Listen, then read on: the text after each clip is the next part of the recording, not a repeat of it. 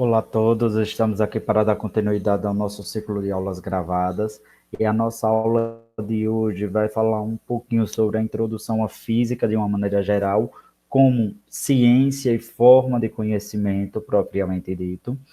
E para isso, nós temos de voltar um pouco à definição feita na aula passada, onde a origem da palavra física vem de physis, que significa natureza, e nada mais quer dizer que a física é a ciência que estuda os fenômenos da natureza via a observação e utiliza o método científico para basear leis e hipóteses nas quais devem ser validadas ou não de acordo com determinado procedimento.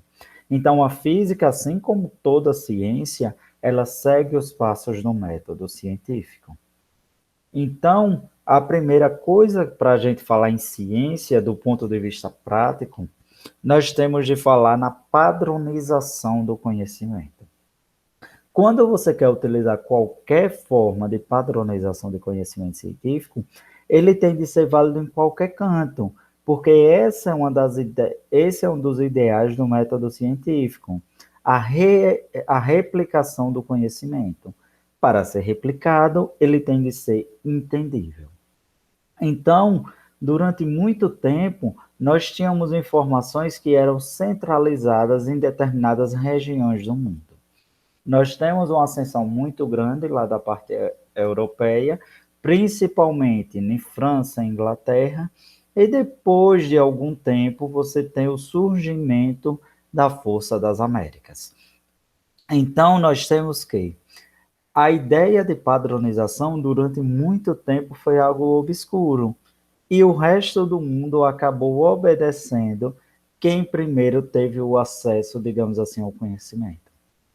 Então, o cientista, antes de tudo, é uma pessoa esclarecida. Todo mundo é um pouco de cientista depois que tem acesso ao conhecimento.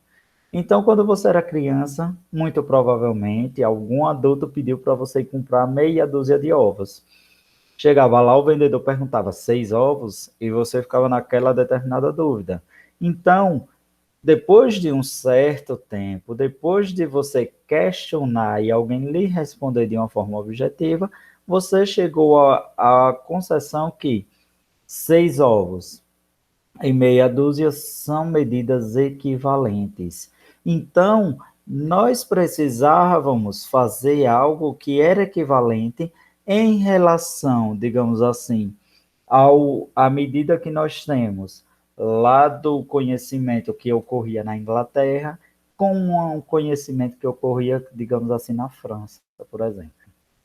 Então, para isso, nós necessitávamos, de uma forma geral, de uma medida que fosse internacional de conhecimento. Então, a partir disso, começaram as discussões. Por quê? Depois de o mundo interagir de uma maneira através das navegações, nós temos que você tinha que o cara saía lá da Europa para ir até a Índia comprar especiarias, mas como era essa troca? Como era essa ideia de câmbio entre um e outro? Então, depois do surgimento de algumas formas de conhecimento, nós tínhamos que era necessário ocorrer a padronização e regularização de medidas de uma maneira geral, já que você queria ter um conhecimento que era replicável. Então, o cara que utilizava Pascal como medida de pressão, ele deveria entender o que significa milímetros de mercúrio. O cara que utiliza a jarda como medida de comprimento deveria entender o que significa um metro. E com isso, você ia facilitar a universalização do conhecimento científico. Consequentemente, traria para si a facilitação do comércio e a comparação entre essas medidas. Então, isso tudo, quando você consegue compartilhar o seu conhecimento científico com o de outro, você está fazendo o que nós chamamos de compartilhação da cultura. Então, primeiramente surgiu o que foi chamado de sistema métrico decimal. O sistema métrico decimal, ele surgiu lá na Academia de Ciência da França, que é mais ou menos a mais forte. Ela surgiu na época da Revolução Francesa, e ela dizia o seguinte: olha, tem três unidades universais, que é o comprimento, que é o quilograma, que é a medida de massa, e a medida do volume, que é o litro. Essas foram as três principais. Até que, por volta de 1875, começou a ter o que nós chamamos de Conferência do Metro. Nessa época, houve um acordo que esses padrões que já existiam desde 1700 e alguma, desde 1789 lá na França, fosse utilizado por muitos países. E isso foram por volta de 20 países que entraram na cooperação, inclusive o Brasil, e começou a mudar a forma, por exemplo, de quilograma. Se vocês tiverem alguma pessoa um pouco mais velha na sua convivência, por exemplo, vocês já devem ter escutado: compre meia libra de coisa para mim. Meia libra significa, ela tem como conversão 250 gramas. Então, é muito comum você ter pessoas com uma idade um pouco mais avançada utilizar o termo libra e entender o que significa.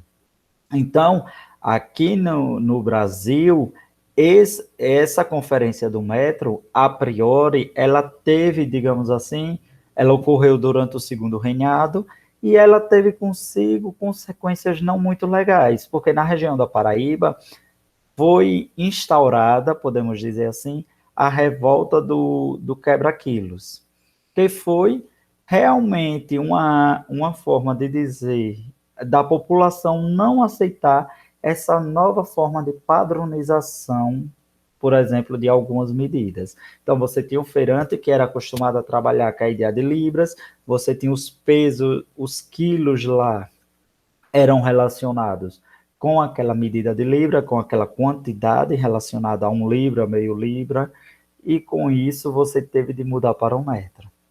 Então, isso tudo veio criado, digamos assim, toda essa, toda essa rivalidade entre pessoas que decidiam estar e não estar. Interessante, o conceito de metro, ele vem que o metro que foi instaurado primeiramente, ele é a 10ª milésima parte da distância entre a linha do Equador e o Polo Norte, passando por a França. Então, por isso que a França sempre utilizou, por quê? Sempre bateu na tecla para utilizar, porque implicitamente, quando você utilizava o metro, você dizia que a França era o centro do conhecimento. Então, para você ter uma medida que fosse relacionada com a posição, localização geográfica de um país, dar uma grande importância a esse país. Então, isso veio até que em 1955, ó, é bem recente, foi criada a Organização Internacional de Metrologia Legal, OIML. E ele realmente era como se fosse uma ONU para as medidas científicas. Por quê? Porque a partir de agora a gente já tinha tido grandes conversões no início do século XIX, que foi a ascensão de Einstein, a elaboração da teoria do efeito fotoelétrico, a força da mecânica quântica, que eram novas formas de conhecimento. E eles diziam: para a gente evoluir ainda mais, sair de uma física básica para uma física avançada, a gente tem de avançar nas formas de medir o conhecimento. Até que em 1960, 5 anos apenas depois, foi instituído, saiu o sistema métrico decimal e começou, porque esse sistema métrico decimal era, de certa forma, o sistema francês decimal, porque o metro era aquela medida lá que passava pela posição da França para um sistema internacional de unidades, que ele é bem mais complexo e sofisticado que o que nós tínhamos anteriormente. Então, SI, ele é o conjunto de unidades que corresponde às grandezas fundamentais e às derivações, ou seja, para ser conhecimento científico, ele tem de estar em uma medida do SI ou em uma medida que seja convertível para o SI. Senão, não é conhecimento científico. Então, nós temos que são 7 as unidades, as grandezas base, que são as grandezas fundamentais. O comprimento. O comprimento, ele tem como unidade base 1 metro, que é simbolizado pelo M. A massa, o quilograma, que é kg. O tempo, a unidade base do tempo é segundos. Corrente elétrica, ampere. Temperatura termodinâmica, em Kelvin. Quantidade de substância, mol. E a intensidade luminosa, candela, que é CD. Então, essas 7 grandezas fundamentais, a partir dela é possível que nós consigamos achar qualquer grandeza física de um sistema, se ele for baseado no método científico. Então, sabendo disso, no estudo dos movimentos, nós temos de utilizar aquelas grandezas se nós quisermos levar para o sistema internacional. Então, nós vamos estudar aqui, nessa primeira etapa de conhecimento, a cinemática, que é a parte da ciência que estuda os movimentos de corpos ou partículas sem levar em conta o que causou. Mas, para a gente entender o que é a cinemática, a gente tem de ir delimitando algumas informações. Por exemplo, primeiro conceito para a gente entender a cinemática do ponto de vista científico. O primeiro é o ponto material. Um ponto material em um sistema qualquer, sistema, eu digo, é um conjunto de elementos, de partículas, de corpos, que você quer medir alguma relação ali, porque a física vai medir um fenômeno. Se é um fenômeno, ele está em um universo ali, ele está em uma região. Então, o ponto material são corpos de dimensões desprezíveis em relação àquele sistema que você quer analisar. Por exemplo, você quer analisar o movimento de um carro na estrada e você tem uma formiga passando. O tamanho da formiga ela é desprezível em relação ao sistema. Então, a formiga é um ponto material. Se não for ponto material, se o corpo não for ponto material, ele é um corpo extenso. Ser corpo extenso é você ter uma dimensão que não pode ser desprezada. Por exemplo, ao invés de uma formiga que está atravessando a pista, seja um trem que está atravessando a pista ou outro carro que está atravessando a pista. Então, ele tem tamanho que não é desprezível.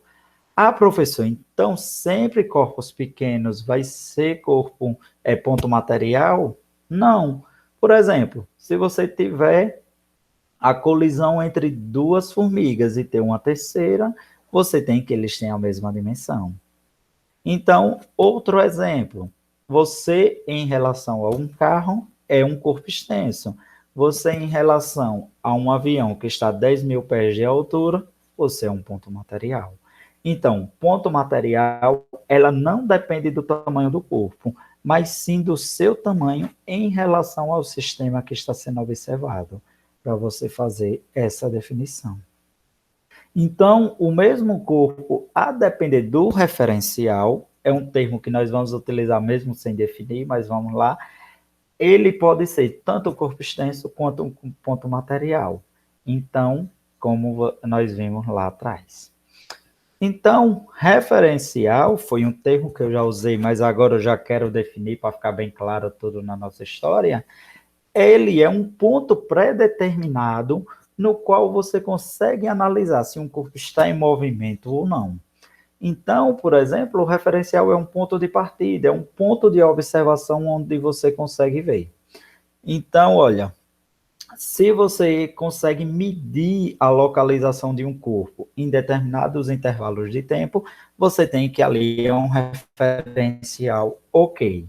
Então, se você quer visualizar meu trajeto de casa até a escola, digamos assim, e eu estou em outra cidade, esse referencial não é interessante. Então, eu quero que vocês entendam que referencial é um ponto onde você vai observar o movimento. Então, vamos lá.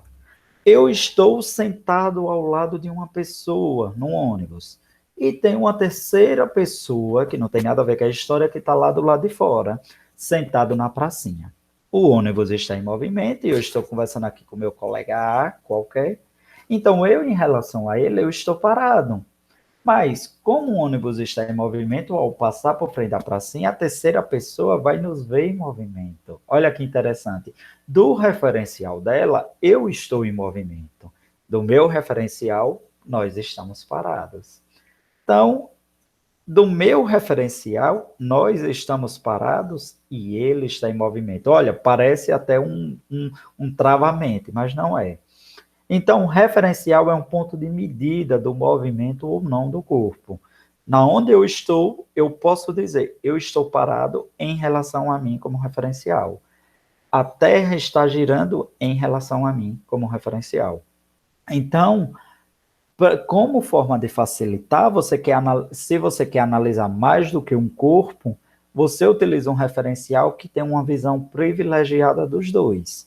Então, o referencial, ele é a localização onde você consegue ver se o corpo está em movimento ou está parado. Então, aí, por exemplo, tem essa figurinha. Como saber se um corpo está em movimento ou parado? Então, aí o George, falando com o Garfield, que é esse gato aí, ele diz o seguinte: não mandei você se movimentar um pouco hoje? Aí o Garfield, como muito inteligente que é, respondeu: obviamente, John. Obviamente, John não está levando em conta a rotação da Terra. Então, olha, ele considerou que a Terra era o referencial, a rotação da Terra, e, consequentemente, quando ela esse ponto ele mudava em relação a determinado ponto fixo lá da Terra, você tinha que ele estava em movimento. Então, você está em repouso ou em movimento depende simplesmente do seu referencial. Então, sabendo disso, nós já conseguimos definir o primeiro conceito, que é posição. Então, posição nada mais é do que a sua localização no espaço geográfico em um determinado instante de tempo em relação a um referencial. Então, aqui, por exemplo, esse corpo no instante 1 está na posição 10 metros, no instante 2 está na posição 11 metros. Sabendo disso, nós conseguimos definir um segundo conceito, que é o deslocamento, que nada mais é que a diferença de posição entre o espaço inicial e final. Na próxima aula, a gente volta totalmente nesse ponto. E, por último, nós já vamos dar um spoiler falando um pouco de trajetória. Trajetória nada mais é do que a forma com que aquele corpo se desloca para fazer determinado deslocamento. Então, o deslocamento da sua casa para a escola, isso é um deslocamento, é uma reta, é a menor distância que a gente está utilizando aí num padrão de uma dimensão. Já a trajetória é a forma como você vai. Por exemplo, você passa na casa de uma colega para ir para a escola consigo, ou na casa de seu primo para ir para a escola consigo. Então, você tem que, aquele trajeto que você fez é a trajetória. Então, eu quero que vocês saibam que um corpo está em repouso ou em movimento é o seguinte: quando a posição do móvel se altera em relação a um referencial no decorrer do tempo, ele está em movimento. Quando isso não ocorre, ele está em repouso. Muito fácil. Então, eu coloco uma atividade para vocês fazerem, eu solicito isso como forma de atividade para essa aula. Com isso, vocês vão postar no Classroom. A partir de agora, eu continuo de modo síncrono. É sempre bom estar com vocês. Até a próxima aula.